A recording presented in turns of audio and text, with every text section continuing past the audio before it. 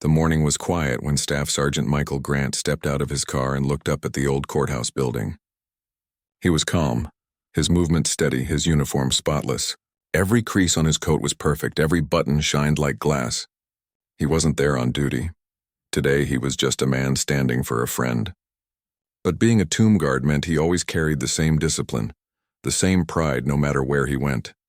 Michael had promised his old army buddy Jack that he would show up.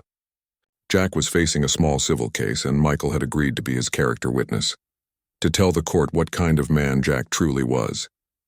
Michael believed in loyalty. In the military, promises were sacred.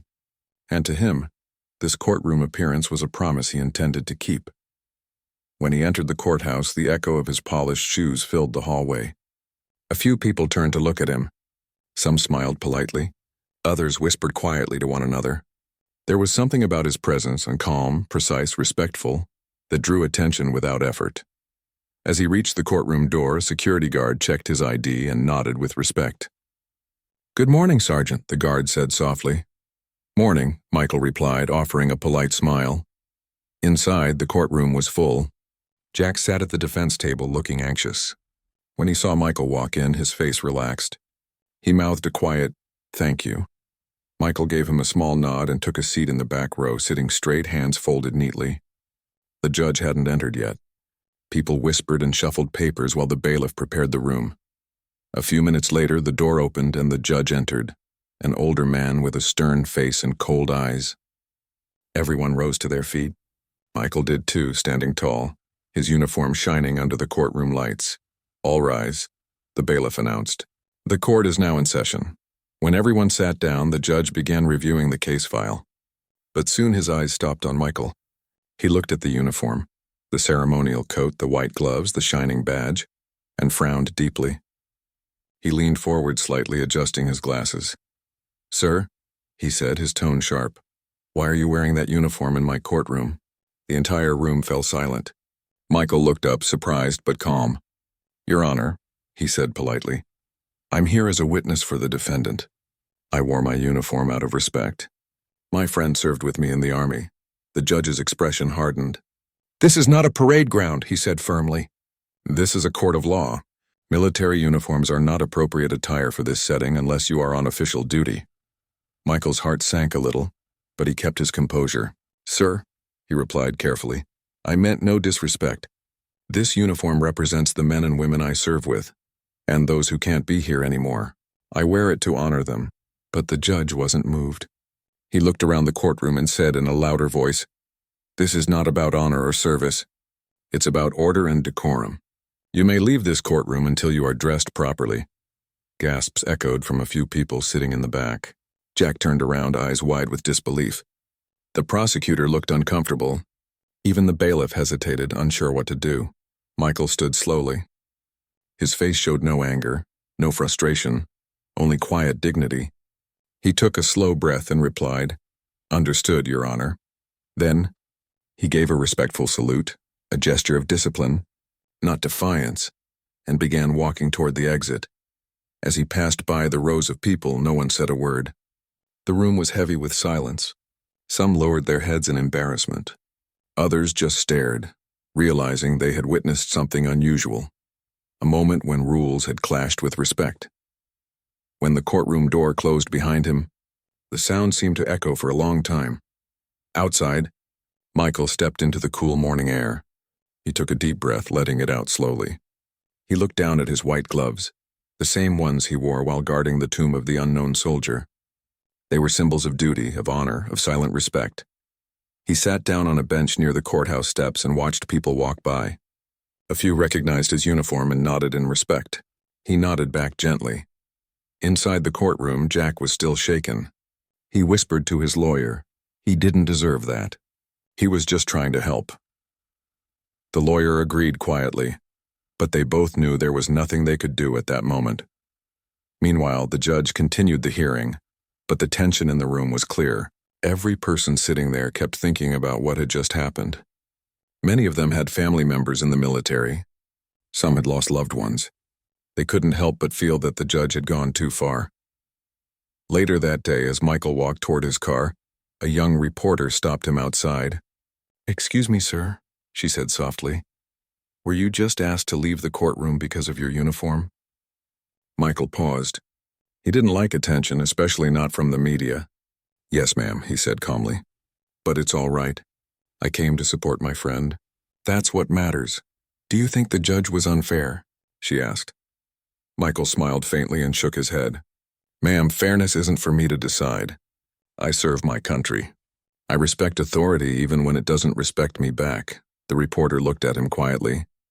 Realizing she was speaking to someone who lived by a code few people understood. As Michael got into his car and drove away, the courthouse slowly faded in his rearview mirror, but the memory of that courtroom, the silence, the eyes watching him, the weight of his uniform, stayed with him. What he didn't know was that others in the courtroom were still talking about it. By that evening, someone had shared the story online. The post read, "Tomb guard asked to leave court for wearing uniform. Still left with his head held high." People began commenting, asking who the man was, what had happened, and why. Some were angry, some curious, but all agreed on one thing. That soldier had shown more dignity in walking out quietly than most people would have shown if they had stayed and argued. And while Michael went home thinking it was just another difficult day, the story had already started to spread. By the next morning, his silent act of respect would turn into something far bigger than he ever expected. But for now, he sat in his small apartment, took off his cap, and placed it neatly beside his gloves. He didn't feel bitterness and only calm, because to him wearing the uniform wasn't about pride. It was about remembering the ones who could no longer wear theirs. That evening, the courthouse lights went dark, but the story of what happened inside was only beginning to shine. A young reporter named Emily had written a small article titled, "Tomb guard asked to leave courtroom for wearing uniform." She hadn't expected much attention, maybe a few readers, maybe a few comments. But by morning, the story had spread like a quiet wave across the internet. People everywhere started sharing it. Veterans, families of soldiers, and ordinary citizens all felt something deep when they read how Staff Sergeant Michael Grant had been told to leave the courtroom for wearing the uniform he had earned with such dedication. Messages poured into social media pages. Some wrote, "That judge should have shown more respect." Others said, "That soldier handled it like a true professional." Many simply said, "Thank you for your service." By the afternoon, television stations were calling the courthouse for comments. The judge, who had ordered Michael to leave, refused to speak to reporters.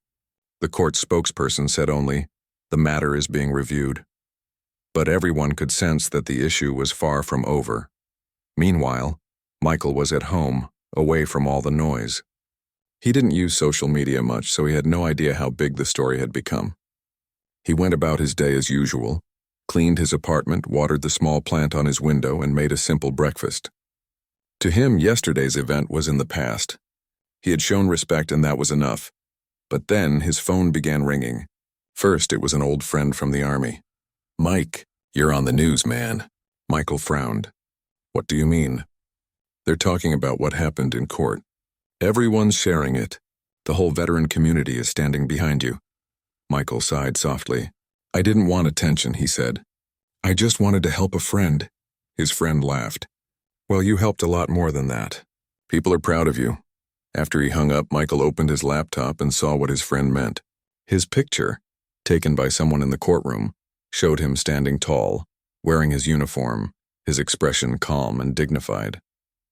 Underneath, thousands of comments spoke about honor, humility, and quiet strength. Michael didn't feel proud. He just felt surprised. He hadn't planned to make a statement or cause a discussion. Yet somehow his simple act of self-control had touched hearts. Across the country, organizations for veterans began sending open letters to the courthouse. One wrote, "A soldier's uniform is not a costume. It represents service, sacrifice, and duty. No one should be asked to remove or leave because of it." Another said, "We stand with Sergeant Grant, not because of what he wore, but because of how he behaved." News channels began replaying the story. They discussed courtroom protocol, the meaning of uniforms, and respect for service members. Some argued that the judge was only following rules.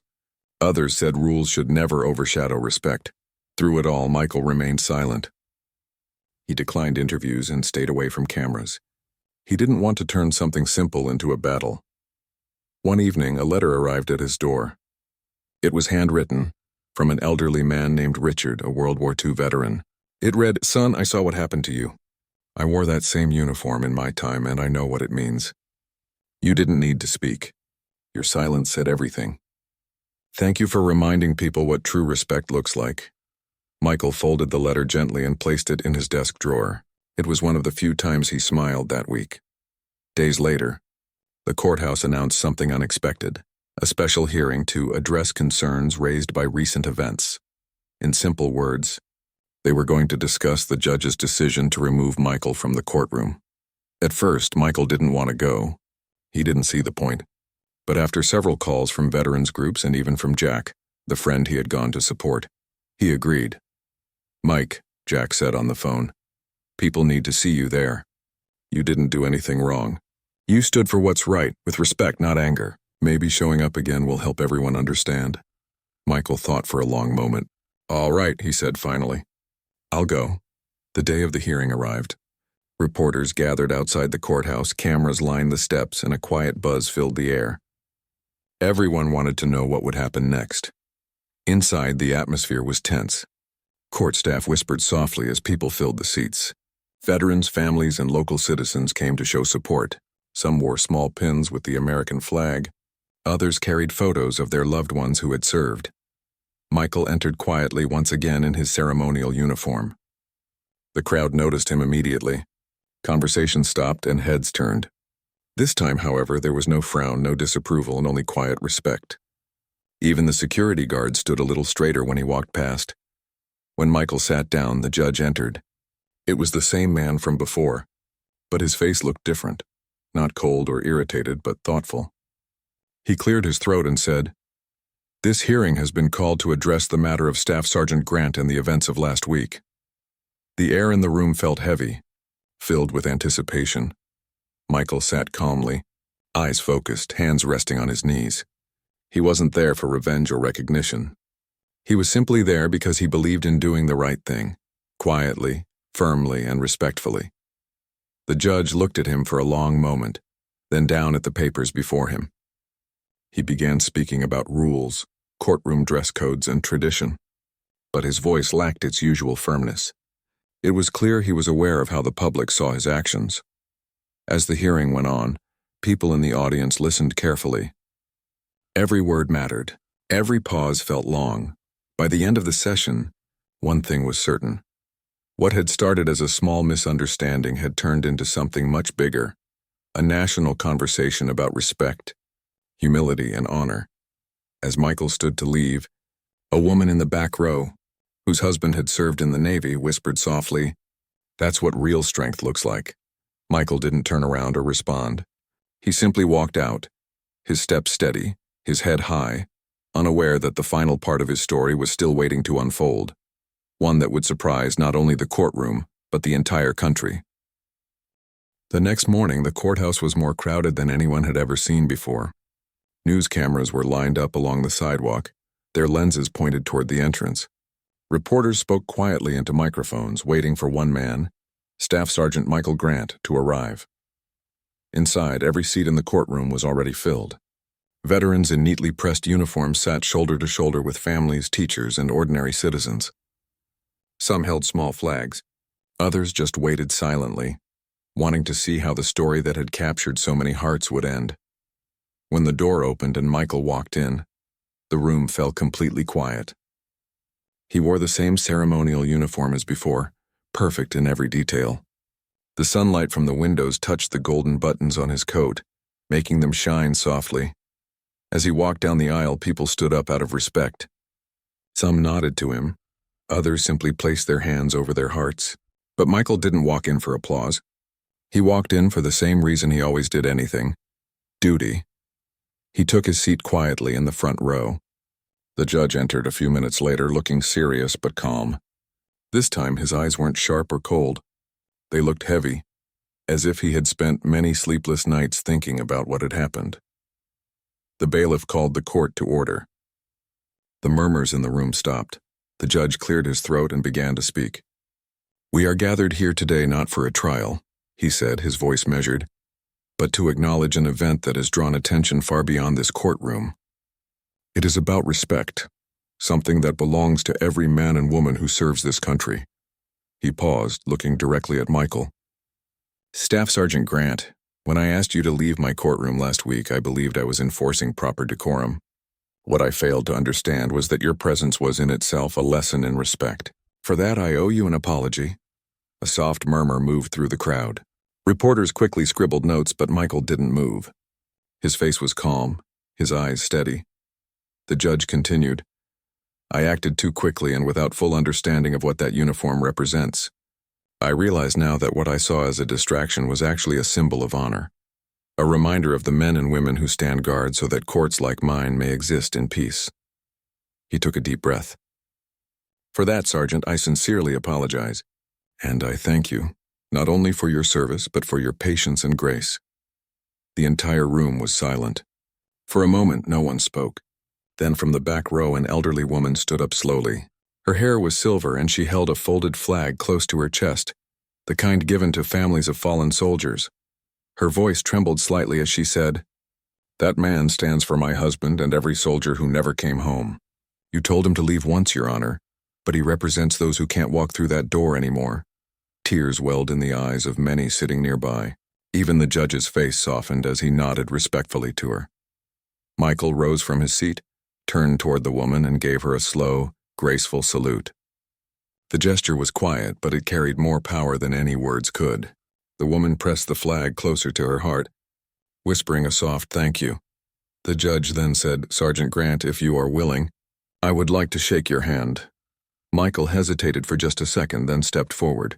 He extended his gloved hand. The judge stood, came down from the bench, and shook it firmly. The handshake was brief but full of meaning. A moment of understanding between authority and service, between rule and respect. As they stood there, the entire courtroom rose to their feet. Some clapped softly, others simply stood in silence. Even the court officers, usually expressionless, joined in. It wasn't about victory or defeat. It was about honor. Reporters captured every moment, but Michael didn't care about the cameras. What mattered was that dignity had been restored, not just for him, but for every soldier who wore that uniform. After the hearing ended, Michael quietly walked out of the courthouse. The reporters rushed forward, microphones outstretched, voices calling his name. Sergeant Grant, what do you think about the judge's apology?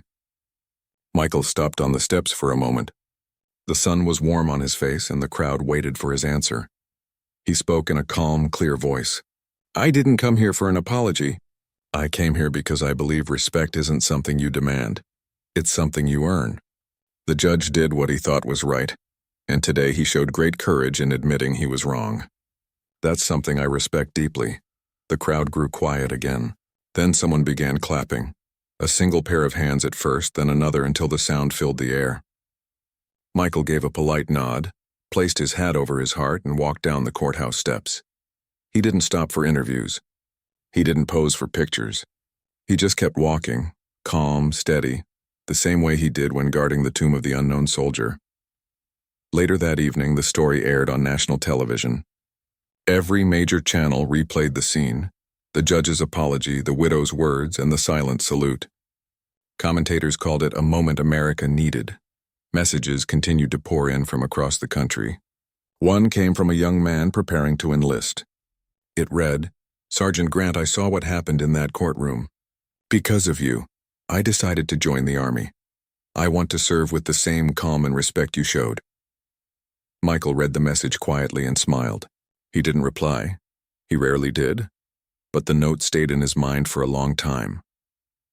That night he visited Arlington National Cemetery, where the marble tomb stood silent under the soft glow of the evening lights. He walked to his post, stood in front of the tomb of the unknown soldier, and took his place in perfect stillness. As he began his steady walk along the mat, each step measured, each turn precise, he felt a deep peace inside. The world outside was noisy, full of opinions and headlines, but here, it was silent. He thought of all those who had come before him, soldiers whose names would never be known, and whispered quietly, I hope I made you proud. In that moment, he wasn't thinking about the courtroom, the judge, or the news. He was thinking about honor, the quiet kind that doesn't need words or recognition. The moonlight touched his uniform, and the soft sound of his steps echoed through the still night air. He knew the story would fade from the news eventually, but what mattered most would remain. The reminder that respect, once given sincerely, can change hearts, and so, the man once told to leave a courtroom for wearing his uniform had instead left behind something far greater. A lesson in humility, grace, and true honor that no one who witnessed it would ever forget.